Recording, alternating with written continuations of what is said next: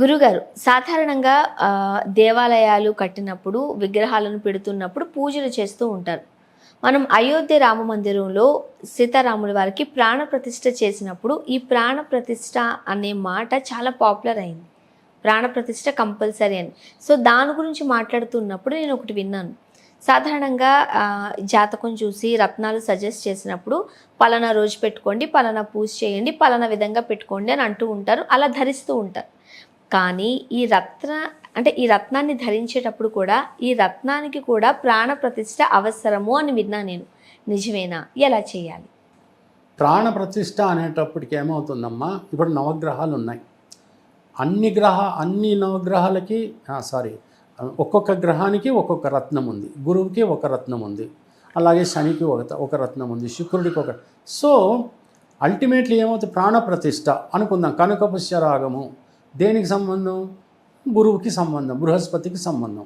కనకపుష్యరాగానికి ఒక తరహా ప్రాణప్రతిష్ఠ చేయాలి. ప్రాణప్రతిష్ఠ చేయడానికి యోగ్యత కలిగి ఉండాలి. అంటే మామూలుగా ఏదో మంత్రాలు నేర్చేసుకున్నాను, ఆ మంత్రాలు చదివేసి ఒక 2 పువ్వులు పెట్టేసి అది ఆ కుంకుమ పసుపు అది ప్రాణప్రతిష్ఠ కాదు. దానికి ఒక పద్ధతి ఉంది. ప్రాణప్రతిష్ఠ అనేది ఎనర్జైజ్ చేయటం. దాన్ని అంటే ప్రాణప్రతిష్ఠ అనేది ఎవరు పడితే అది వాళ్ళు చేసేది కాదా?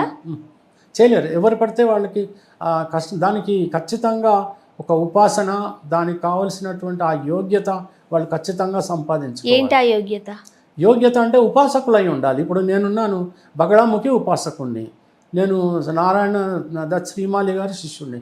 సో ఉపాసన చేశాను 1.5 సంవత్సరం. ఉపాసన చేసిన తర్వాత అప్పుడు ఈ ప్రాణప్రతిష్ఠ అని కానీ ఏదైనా కానీ అర్థమైపోతుంది. ఇప్పుడు ఒక ప్రాణప్రతిష్ఠ చేయాలి అని అంటే దానికి ఒక పద్ధతి ఉంటుంది. మనం ఒక గృహప్రవేశం చేయాలనుకుంటున్నామమ్మా. ఒక బ్రాహ్మణుడు వచ్చాడు, పురోహితుడు వచ్చి అన్ని రకాలుగా దానికి వాస్తుకు సంబంధించిన పూజలని ఇవన్నీ రకరకాల పూజలు చేస్తారు. భూమి పూజ చేసినప్పుడు ఈ నవగ్రహాలకు సంబంధించిన రత్నాలు వేయటం, ఒక పద్ధతి ప్రకారంగా పూజించడం, ఆ తర్వాత తవ్వటం అనేది జరుగుతుంది. అంటే హిందూ సాంప్రదాయంలో ఏ పని చేసినా ఒక దైవికమైనటువంటి పూజ చెయ్యాలి అనేటువంటిది మనకు అర్థమైంది. అదే సపోజ్ వెస్టర్న్ కంట్రీస్ ఉన్నాయి, అక్కడ కూడా ఆస్ట్రాలజర్స్ ఉన్నారు, అక్కడ కూడా అడ్వైజ్ ఇస్తారు. వాళ్ళు ప్రాణప్రతిష్ఠ ఏం చెయ్యరు. వాళ్ళు ఏమంటే పాజిటివ్ మైండ్తో పెట్టేసుకుంటారు అంతే.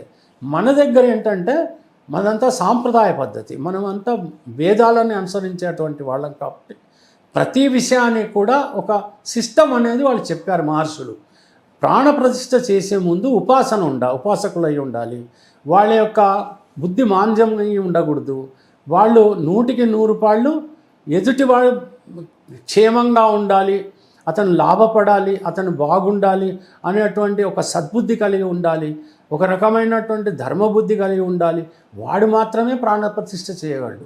నా దగ్గర ఈ రత్నం తీసుకుంటున్నాడు కాబట్టి దీనికి నేను ఒక మంత్రం చదివేస్తాను, అయిపోయింది ప్రాణప్రతిష్ఠ అంటే ఆ యొక్క రత్నం పైన కుంకుమ పసుపు చూసినంత మాత్రాన ప్రాణప్రతిష్ఠ జరిగిపోయింది అని అనటానికి వీల్లేదు.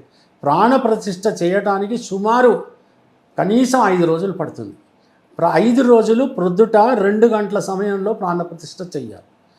మార్నింగ్ 2 o'clock అంటే సూర్యుడు రాకముందే 2-2:30 ప్రాంతంలో కూర్చోవాలి. కూర్చుని గంట సేపు ప్రాణప్రతిష్ఠ కార్యక్రమం మొదటి రోజు ఉంటుంది. అలా 5 రోజులు చేయాల్సి వస్తుంది. 5వ రోజు మాత్రమే నిజమైన ప్రతిష్ఠ దానికి జరుగుతుంది. దానివల్ల ఏంటి లాభము అని అంటే దానికి ఒక ఆ ఎనర్జీ అనేది క్రియేట్ అవుతుంది. ఇప్పుడు ఎప్పుడైతే మనం ఒక మందిరం కట్టినాక విగ్రహం పెట్టినాక మొట్టమొదటి రోజున ఆ విగ్రహానికి ఉన్న పవరు 100 సంవత్సరాల తర్వాత అంతే ఉండదు, ఎక్కువ ఉంటుంది. ఎందుకంటే మంత్రాలు చదివి అభిషేకాలు చేసి దానికి ఒక రకమైనటువంటి పవర్ వస్తుంది. అలాగే ఈ యొక్క రత్నానికి కూడా మొదటి రోజున పవర్ రాదు. ఒక 5 నిమిషాలు 10 నిమిషాలు పోనీ అరగంట, గంట, 2 గంటలు మంత్రాలు చదివేసి దీనికి ప్రతిష్ఠ అయిపోయింది అనుకోవడానికి వీల్లేదు. 5వ రోజు కానీ ఆ పూర్తి అనేటువంటిది ఆ పద్ధతి పూర్తి కాదు. దాన్ని చేయాల్సిన పద్ధతి కూడా ఉంది. ఏది చేసినప్పటికీ కూడా అన్ని సిస్టమ్స్కి మొట్టమొదట వినాయకుడు అంటే మొదటి రోజు వినాయకుడి యొక్క చెయ్యాలి. దాని తర్వాత ప్రతిష్ఠా కార్యక్రమాలు ఉంటాయి. మనం అనుకుంటాం ఇది మన కనకపుష్యరాగం కదా, లేకపోతే ఇది వజ్రం కదా, ఇది గోమేధికం కదా, ఈ మాత్రం ఈ గ్రహానికి చేస్తే సరిపోతుంది అని మనం అనుకుంటాం. కానీ అలా కాదు. ఏ రత్నమైనా నవరత్నాలకు సంబంధించినటువంటి అన్ని కార్యక్రమాలు చేయాలి. ఒక్క రత్నమే అయినప్పటికీ కూడా 9 గ్రహాలకు సంబంధించిన పూజలు చేయాలి. చేసిన తర్వాత మళ్ళీ స్పెషల్గా ఆ గ్రహానికి సంబంధించిన పూజా వ్యవహారం అంతా చేయాలి. అప్పుడు ఏమవుతుందంటే దానికి విపరీతమైనటువంటి ఎనర్జీ కలిగిన తర్వాత వెంటనే అతను దాన్ని క్లయింట్కి ఇచ్చేయకూడదు, దాన్ని శాంతిపరచాలి.